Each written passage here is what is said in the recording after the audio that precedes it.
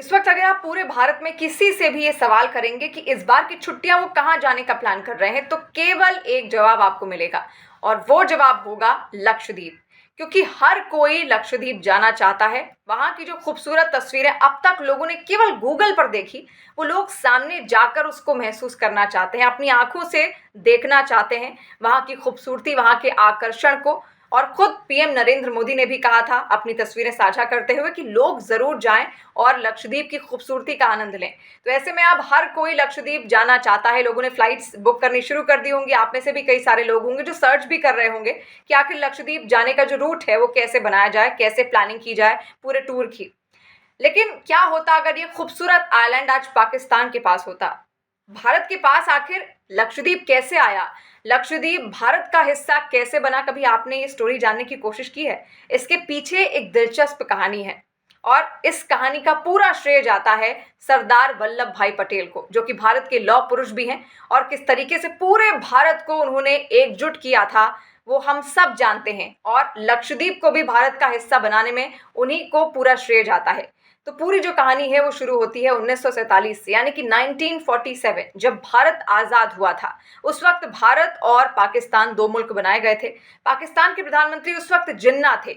जिन्ना की नज़र भारत की कई सारी रियासतों पर थी, उसमें हैदराबाद, कश्मीर और जूनागढ़, त्रावणकोर, ये तमाम क्षेत्र आते थे। लेकिन सरदार वल्लभ भाई पटेल ने ऐसा होने नहीं दिया और इन तमाम रियासतों को उन्होंने एकजुट कर भारत का हिस्सा बना दिया।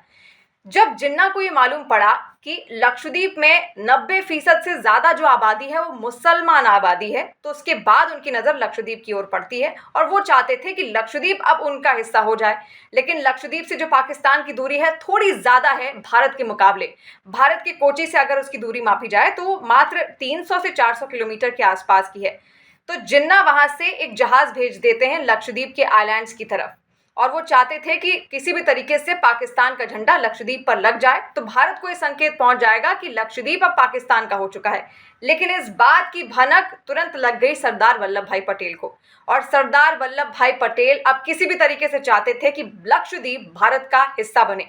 तो इसके लिए सरदार पटेल ने मुदलियार बंधुओं का सहारा लिया, और मुदलियार बंधु में अरकोट रामास्वामी मुदलियार और अरकोट लक्ष्मण स्वामी मुदलियार से आग्रह किया कि वो तुरंत त्रावणकोर के लोगों के साथ लक्षद्वीप के लिए मिशन का नेतृत्व करें और वहां तिरंगा फहराएं। रामास्वामी मुदलियार मैसूर के 24वें और अंतिम दीवान थे, जबकि उनके जो भाई लक्ष्मण स्वामी मुदलियार वो एक प्रसिद्ध चिकित्सक थे जो लगभग 20 वर्षों तक मद्रास विश्वविद्यालय में वो कुलपति भी रहे। सरदार पटेल के आदेश के बाद लक्षद्वीप में तुरंत तिरंगा झंडा फहरा दिया जाता है। हालांकि इस पूरी घटना के बाद सरदार पटेल ने मुदलियार भाइयों से लक्षद्वीप के विकास के लिए भी आग्रह किया था, उसके विकास के लिए भी व्यक्तिगत रूप से सहायता सुनिश्चित करने के लिए उन्होंने कहा था। तो इस तरीके से लक्षद्वीप भारत का हिस्सा बन गया और आज वो भारत का अभिन्न हिस्सा है। एक यूनियन टेरिटरी है लक्षद्वीप, जिसकी आप अगर वहां जाना चाहें तो लक्षद्वीप के लिए आपको पहले दिल्ली से फ्लाइट लेनी होगी कोची तक, और कोची से आप हेलीपैड के जरिए या हेलीकॉप्टर के जरिए या जहाज़ों के जरिए आप वहां के आइलैंड्स तक पहुंच सकते हैं। तो कौन कौन से लोग आखिर लक्षद्वीप जाना चाहते हैं और उनको इस कहानी के जरिए क्या कुछ समझ में आया, कमेंट सेक्शन के जरिए आप जरूर शेयर कीजिएगा।